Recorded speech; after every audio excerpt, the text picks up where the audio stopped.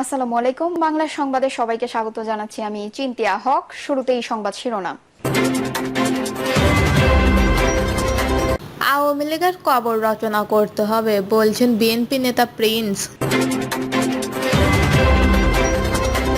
এদিকে গোপালগঞ্জের পরিস্থিতির দায়ভার সরকার ও প্রশাসনকেই নিতে হবে বলছেন নাহিদ ইসলাম। জানাবো, নির্বাচন ঠেকাতে পরিকল্পিতভাবে অস্থিতিশীলতা সৃষ্টি করছে একটি মহল বলছে বিএনপি। জানাবো, গোপালগঞ্জের পরিণতি ধানমন্ডি ৩২ নম্বরের মতো হবে বলছেন রাফি।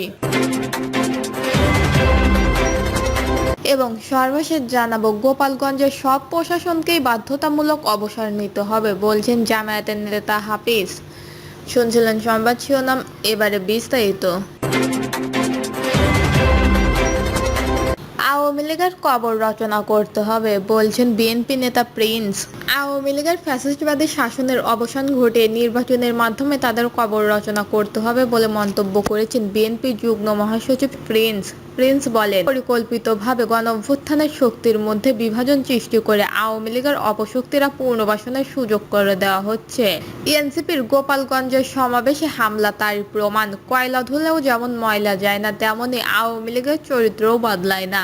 তিনি অভিযোগ করে বলেন, কয়েকটি রাজনৈতিক দল বিএনপির অগ্রযাত্রা রুখতে নন ইস্যুকে ইস্যু বানিয়ে নির্বাচন বিলম্বিত করার অপচেষ্টা করছে। এতে ফ্যাসিস্টরা সুযোগ নিচ্ছে। দেশ জুড়ে চলছে চোরাগুপ্ত হামলা। তিনি আরও বলেন, গত ১৫ বছর ধরে গোপালগঞ্জ সহ দেশের বিভিন্ন স্থানে আওয়ামী লীগের সন্ত্রাসীদের সঙ্গে আন্দোলন করে বিএনপির ফ্যাসিস্টবাদ প্রতিহত করেছে। ফ্যাসিস্টবাদের কাছে মাথা নত করেনি। আইনশৃঙ্খলা বাহিনীর নিরাপত্তা দুর্ভাগ্যজনক। নির্বাচন প্রসঙ্গে বিএনপির এই নেতা বলেন, নির্বাচন বিলম্বিত হলে ফ্যাসিস্টরা সুযোগ নেবে। আগামী রোজার আগে না হলেও ডিসেম্বরের মধ্যে নির্বাচন করতে হবে। সেই নির্বাচনের মধ্যে দিয়ে আওয়ামী লীগের কবর রচনা করতে হবে। গোপালগঞ্জের পরিস্থিতির দায়ভার সরকার ও প্রশাসনকেই নিতে হবে বলছেন নাহিদ ইসলাম। গোপালগঞ্জের বুধবারের পরিস্থিতির জন্য সরকার ও প্রশাসনকে দায়ভার নিতে হবে বলে মন্তব্য করেছেন জাতীয় নাগরিক পার্টির নেতা নাহিদ ইসলাম। নিজের ভেরিফাইড ফেসবুক অ্যাকাউন্টে দেয়া এক পোস্টে তিনি লিখেছেন, আমরা 4 জনের মৃত্যুর কথা শুনেছি। কোনো বিচারভুক্তিমূলক হত্যাকাণ্ডকে আমরা সমর্থন করি না, প্রত্যাশাও করি না। সন্ত্রাসীদের বিচারিক প্রক্রিয়ায় ব্যবস্থা নিতে হবে। প্রশাসন ও গোয়েন্দা সংস্থা যদি সঠিক সময়ে সঠিক পদক্ষেপ নিত, তাহলে এই পরিস্থিতি তৈরি হতো না। নাহিদ ইসলাম বলেন, এ দায়ভার সরকার ও প্রশাসনকেই নিতে হবে। আমরা পুরো ঘটনা সুষ্ঠু তদন্ত ও সন্ত্রাসীদের বিচারের দাবি করছি। সুনির্দিষ্ট তথ্যের ভিত্তিতে সন্ত্রাসীদের গ্রেপ্তার করতে হবে। শুধু গোপালগঞ্জ নয়, সারা দেশে এই গ্রেপ্তার অভিযান চালাতে হবে। নাহিদ ইসলাম পোস্টে আরও লিখেছেন, আমরা আবারও গোপালগঞ্জে যাব, আবারও জীবিত থাকব। আমরা জীবিত থাকলে গোপালগঞ্জের প্রত্যেকটা উপজেলায় প্রত্যেকটা গ্রামে কর্মসূচি করব। তিনি লিখেছেন, গোপালগঞ্জের প্রতিটা ঘরে ঘরে জুলাই গণঅভ্যুত্থানের পতাকা উঠবে। গোপালগঞ্জ মুজিববাদীদের হবে না, বাংলাদেশপন্থীদের হবে। গোপালগঞ্জে এনসিপির বুধবারের কর্মসূচি শান্তিপূর্ণ ছিল বলে উল্লেখ করে তিনি লিখেছেন, আমরা যুদ্ধের আহ্বান নিয়ে যাই নাই। আমাদের পূর্ব ঘোষিত শান্তিপূর্ণ কর্মসূচি ছিল। মুজিববাদী সন্ত্রাসীরা পরিকল্পিতভাবে হত্যার উদ্দেশ্যে সন্ত্রাসী হামলা চালায় আমাদের উপর, যেই রকমটা জুলাই গণঅভ্যুত্থানেও হয়েছিল। আওয়ামী লীগ সবসময় একটা গৃহযুদ্ধের পরিস্থিতি তৈরি করতে চায়। গোপালগঞ্জের বিভিন্ন উপজেলা থেকে এনসিপির লোকজনকে দলের কর্মসূচিতে আসতে দেওয়া হয়নি বলেও অভিযোগ করেন নাহিদ ইসলাম। নির্বাচন ঠেকাতে পরিকল্পিতভাবে অস্থিতিশীলতা সৃষ্টি করছে একটি মহল বলছে বিএনপি। আগামী ফেব্রুয়ারিতে নির্ধারিত জাতীয় সংসদ নির্বাচন বানচাল করতে একটি মহল পরিকল্পিতভাবে দেশের আইনশৃঙ্খলা পরিস্থিতির অবনতি ঘটাচ্ছে বলে মন্তব্য করেছে বিএনপি। দলটির স্থায়ী কমিটির সভায় এমন দাবি এসেছে। মির্জা ফখরুল বলেন, সভায় গতকাল গোপালগঞ্জের জাতীয় নাগরিক পার্টির সভায় ফ্যাসিস্ট আওয়ামী লীগের দুর্বৃত্ত ও সমর্থকদের হামলায় 4 জনের নিহতের ঘটনায় বিএনপি গভীর ক্ষোভ ও নিন্দা প্রকাশ করেছে। এই হামলাকে গণতান্ত্রিক প্রক্রিয়াকে নস্যাৎ করার ষড়যন্ত্র হিসেবে উল্লেখ করা হয়। সভায় বিবৃতিতে আরও বলা হয়, পতিত ফ্যাসিস্ট হাসিনা সমর্থকরা পরিকল্পিতভাবে গণতান্ত্রিক প্রক্রিয়াকে নস্যাৎ করার জন্য ফ্যাসিস্ট বিরোধী আন্দোলন উল্লেখযোগ্য ভূমিকা পালনকারী জাতীয় নাগরিক পার্টির সমাবেশে আক্রমণের ঘটনা ঘটায়। ফলশ্রুতিতে সরকার 144 ধারা ও কারফিউ জারি করতে হয়, যা এই মুহূর্তে গণতান্ত্রিক প্রক্রিয়াকে ব্যাহত করার নীল নকশা বলে মনে করা হয়। এই প্রসঙ্গে পরিস্থিতি নিয়ন্ত্রণে রাখতে সরকারের ব্যর্থতা সমালোচনা করে। সভায় নেতারা আশা করেন রাজনৈতিক দলগুলো অত্যন্ত সতর্কতার সঙ্গে তাদের কর্মসূচি নির্ধারণ করবে, অন্যথায় গণতন্ত্রের বিরোধী শক্তিকে সুযোগ করে দেওয়া হবে। বিএনপির মহাসচিব আরও বলেন, সভায় জাতীয় ঐকমত্য কমিশনের বৈঠকে সর্বশেষ অগ্রগতি সম্পর্কে সালাউদ্দিন আহমেদ সবার বিস্তৃতি অবনীত করেন। আজ রাতে আবারও স্থায়ী কমিটির সভায় ঐকমত্য কমিশনের বৈঠকের বিষয় নিয়ে আবারও আলোচনা হবে। গণতন্ত্রের উত্তরণের পথকে বিঘ্ন করার জন্য এবং আগামী ফেব্রুয়ারি মাসে প্রতিশ্রুত জাতীয় সংসদ নির্বাচনকে ব্যাহত করার জন্য একটি মহল পরিকল্পিতভাবে দেশের আইনশৃঙ্খলা পরিস্থিতির অবনতি ঘটাচ্ছে বলে উল্লেখ করেন মির্জা ফখরুল। তিনি বলেন, হত্যা, ছিনতাই, ডাকাতি, চাঁদাবাজি ইত্যাদি অপরাধমূলক কর্মকাণ্ড বৃদ্ধি পাচ্ছে। এই ব্যাপারে সরকারের সংশ্লিষ্ট বিভাগগুলি অযোগ্যতা এবং নির্লিপ্ততা পরিস্থিতিকে আরও অবনতির দিকে নিয়ে যাচ্ছে। সংশ্লিষ্ট দায়িত্বপ্রাপ্ত উপদেষ্টারা গণমাধ্যমে শুধুই কথা বলছে, কিন্তু কার্যকারী পদক্ষেপ নিতে তারা ব্যর্থ হচ্ছে।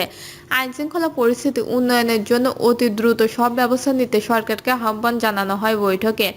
মিটফোর্ডের নৃশংস হত্যাকাণ্ডে বিএনপিকে সম্পূর্ণ অন্যায়ভাবে জড়িয়ে কয়েকটি রাজনৈতিক দলের শিষ্টাচার বিবর্জিত বক্তব্য এবং প্রোপাগান্ডার গোটা জাতিকে স্তম্ভিত করেছে বলে উল্লেখ করেন সাবেক এই মন্ত্রী। তিনি বলেন, বিশেষ করে স্বাধীনতার ঘোষক শহীদ প্রেসিডেন্ট জিয়াউর রহমান, বিএনপির চেয়ারপারসন বেগম খালেদা জিয়া এবং ফ্যাসিস্টবাদ বিরোধী আন্দোলনের তরুণ জনপ্রিয় নেতা তারেক রহমান সম্পর্কে রাজনৈতিক শিষ্টাচার বিবর্জিত যেসব অশ্লীল বক্তব্য গোটা জাতিকে বিক্ষুব্ধ করছে।